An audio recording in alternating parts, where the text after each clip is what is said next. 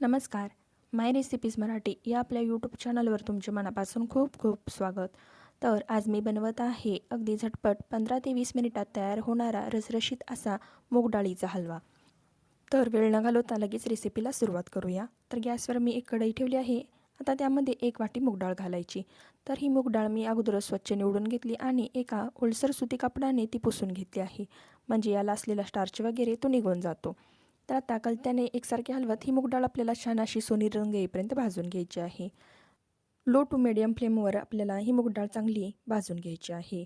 कलत्याने एकसारखे हलवत राहायचे म्हणजे सर्व बाजूंनी ही मूग डाळ छान अशी भाजली जाईल.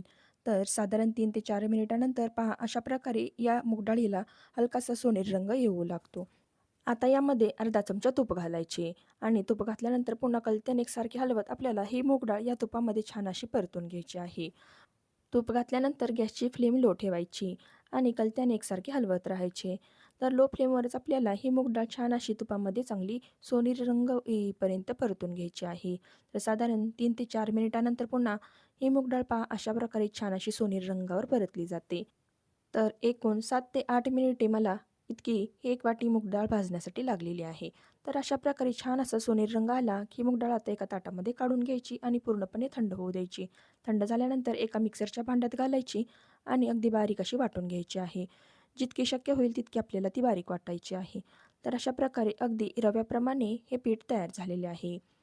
तर ज्याप्रमाणे आपला 0 नंबरचा रवा असतो तितक्या अगदी बारीक स्वरूपात आपल्याला ही पावडर किंवा पीठ बनवून घ्यायची आहे. तर आता तयार केलेली ही मूग डाळची पावडर किंवा पीठ आहे ते बाजूला ठेवून देऊया. आता गॅसवर मी एका पातेल्यामध्ये ज्या वाटीने 1 वाटी मूग डाळ घेतली होती त्याच वाटीने 4 वाटी दूध गरम करायला ठेवले आहे. आता त्यामध्येच आपल्याला 1 वाटी साखर घालायची आहे. साखरेचे प्रमाण तुम्ही तुमच्या आवडीनुसार कमी जास्त करू शकता. सोबतच यामध्ये मी 4 चमचे केशर भिजत ठेवलेले दूध देखील घातलेले आहे. तर साधारण 15 ते 20 केशरच्या काड्या यामध्ये मी घातल्या आहेत. केशरमुळे या शिऱ्याला स्वाद आणि रंग देखील छान येतो. आता साखर घालून हे दूध आपण एका गॅसवर उकळायला ठेवले आहे. तोपर्यंत दुसऱ्या गॅसवर आपण एका कढईमध्ये अर्धी वाटी तूप घालावे आणि तूप चांगले गरम झाले की यामध्ये फक्त 1 चमचा रवा घालायचा आहे. आता हा रवा या तुपामध्ये चांगला मिक्स करून हलकासा गुलाबीचा रंग येईपर्यंत परतून घ्यायचा आहे. तर अर्धा मिनिटातच हा रवा देखील तुपामध्ये छान असा परतला जातो. आता यामध्ये आपण हे मूग डाळीचे तयार केलेले पीठ आहे ते घालायचे आहे आणि कलत्याने व्यवस्थित हलवत हे पीठ तुपामध्ये अगोदर चांगले मिक्स करून घ्यायचे. पहा व्हिडिओमध्ये तुम्ही पाहू शकता.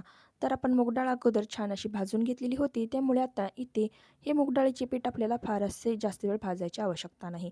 तर कलत्याने एकसारखे हलवत साधारण 2 ते 2.5 मिनिट आपल्याला मध्यम आचेवर हे पीठ तुपामध्ये चांगले परतून घ्यायचे आहे.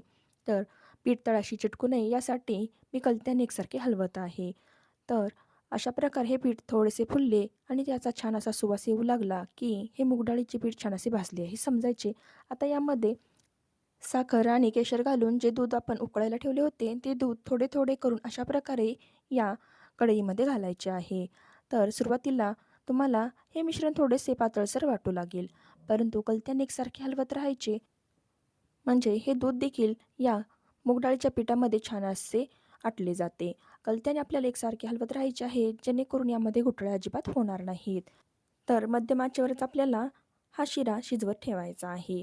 तर एकसारखे आपण साधारण 4 ते 5 मिनिटे हलवत राहिल्यानंतर पहा अशा प्रकारे हे मिश्रण चांगले दाटसर होऊ लागते.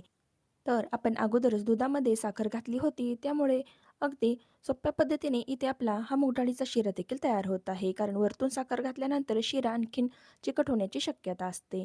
तर आता कलत्याने मी बुडापासून व्यवस्थित असे हलवून घेतले आहे. तर आता यामध्ये पाव चमचा वेलची आणि जायफळ पावडर घालायची आणि ती देखील कलत्याने व्यवस्थित हलवत या शिऱ्यामध्ये मिक्स करून घ्यायची. आता यावर झाकण ठेवायचे आणि मंद आचेवर आपल्याला 5 मिनिटे ते शिजू द्यायचे आहे. तोपर्यंत दुसऱ्या गॅसवर मी एक तडका पॅन ठेवला आहे. आता त्यामध्ये 2 चमचे साजूक तूप घालायचे. तूप चांगले वितळले की यामध्ये आवडीनुसार ड्रायफ्रूट्सचे काप घालायचे आहेत आणि ते देखील छान असे सोनेरी रंगावर परतून घ्यायचे आहेत. तर इथे मी काजू, बदाम आणि थोडेसे मनुके घेतले आहेत आणि चमच्याने व्यवस्थित हलवत ते छान असे सोनेरी रंगावर परतून घेतले. तर आता 5 मिनिटे तोपर्यंत झालेली आहेत आणि या शिऱ्याच्या कढईवरील झाकण काढायचे आणि तयार केलेला हा तुपाचा तडका यामध्ये घालायचा आणि कलत्याने व्यवस्थित हलवून घ्यायचे. तर काजू, बदाम आणि मनुके आपण या शिऱ्यामध्ये घातलेले आहेत आणि ते तुपामध्ये तळून घेतल्यामुळे ते खाताना देखील दाताखाली आले की छान असे कुरुम कुरुम लागतात. तर पुन्हा या कढईवर झाकण ठेवायचे आणि गॅस बंद करायचा. 5 मिनिट आपल्याला ते तसेच ठेवून द्यायचे आहे. 5 मिनिटानंतर यावरील झाकण काढून पहा, तर अगदी मऊ रसरशीत असा मूग डाळीचा शिरा तयार झालेला आहे. तर गरम असताना हा शिरा थोडासा चिकट असल्यासारखा वाटतो, पण जसा तो थंड होत जाईल, तर तो अगदी छान असा मऊसूत आणि अजिबात चिकट देखील होत नाही. रेसिपी आवडली असेल तर लाईक, शेअर आणि सबस्क्राईब करा. धन्यवाद.